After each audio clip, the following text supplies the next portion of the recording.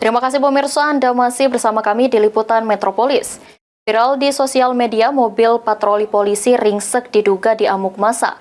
Kapolsek Cicawi, Ibda Muhammad Rizal menegaskan bahwa mobil ringsek tersebut bukan di massa namun kecelakaan saat dibawa anggota patroli di Desa Tanjung Aur. Viral di sosial media, mobil patroli polisi ringsek diduga diamuk massa.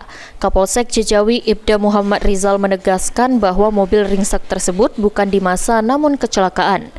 Tragedi kecelakaan itu terjadi saat anggota Polsek Cicawi melakukan giat patroli di Desa Tanjung Aur dan Pulau Layang pada malam hari.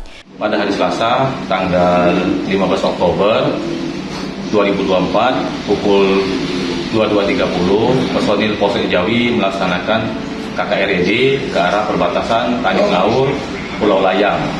Saya perintahkan untuk balik kanan ke arah Tanjung Aur guna menuju ke Polsek Cicawi. Kemudian anggota berjalan dengan melewati massa tersebut.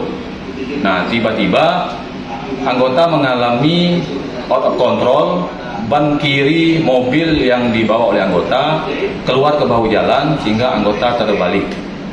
Jadi itu murni laka tunggal benar?